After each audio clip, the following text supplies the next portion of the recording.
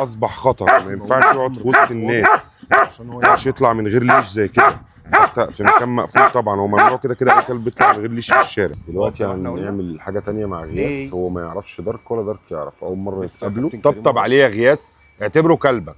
ايوه بالظبط كده، لف وراه. لف. لا انا عايزك بقى ستوب، اطلع قدام الكلب، انا عايزه يبقى فلاين بينه وبين كريم. خده بقى هو فهمه كده، وكريم يجي يهجم عليه.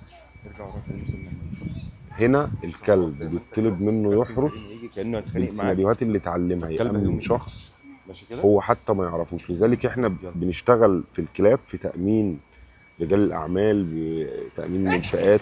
بصوا هو ما يعرفش أصلا. برافو يا دارك، برافو. بس عارف ازاي يشتغل. شجع الكلب كده، شجع كأنه كلبك. ده شغل. بص خش طبطب عادي خالص. خش طبطب،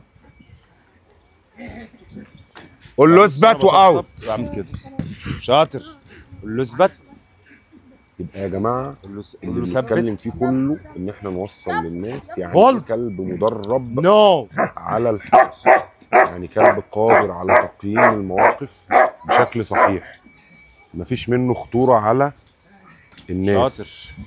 شاطر. لا يقوم بالهجوم الا يلا قول له في حالتين، اما في حدوث سيناريو من السيناريوهات اللي هو متعلمها زي دي، انه يتدخل من نفسه بدون ما يحصل استدعاء ليه، او بالامر.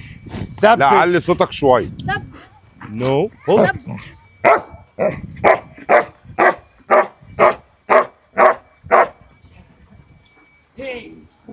طول ما الشخص ده مستسلم للاوامر بتاعه صاحب الكلب او الشخص اللي طبعا احنا دلوقتي عرفناهم على بعض في ثانيه. شجع الكلب.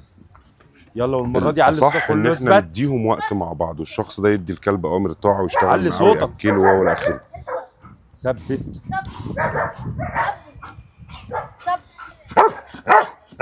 الامر ده نابع منه هو ومن غير ما حد فينا يتدخل. كابتن احمد وراه. تمام. تعامله صح. قول اوت الاول. خد يا كوتش بعد اذنك. صوتك عالي بصوت بامر واضح كده. لا بس.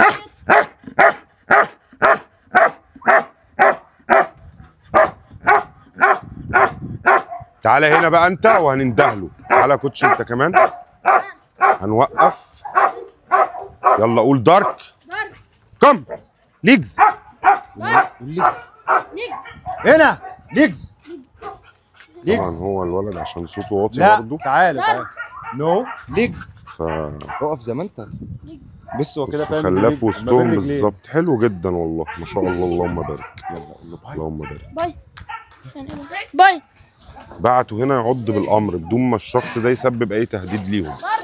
يا جماعه لوجه الله في فرق كبير بين الشراسه وبين الحراسه. الشراسه يعني سلوك عدواني نابع من كلب غير متزن او اشخاص اتعاملوا مع الكلب بشكل خاطئ، سببوا له الم، سببوا له وجع، سببوا له مشاكل خلت ان الكلب عنده مشاكل نفسيه، فبقى اصبح خطر. ما ينفعش يقعد في وسط الناس، ما ينفعش يطلع من غير ليش زي كده، حتى في مكان مقفول. طبعا هو ممنوع كده كده اي كلب بيطلع من غير ليش في الشارع. فيا ريت نتعامل صح عشان نحافظ على كلابنا، نختار المكان المظبوط اللي عنده علم وعنده ضمير يعلم كلبنا بشكل كويس. زي ما بنختار لاولادنا مدرس كويس، نختار لكلبنا مدرب كويس.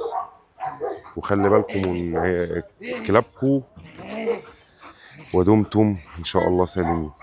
نشوفكم على خير. ما تنسوش بقى تعملوا اللايك والكومنت علشان ده بيخلي فيديوهاتنا تتشاف اكتر وناس تعرف معلومات اكتر عن اللي بنقوله، وبتشاركوا معانا في ثواب نقل العلم. السلام عليكم.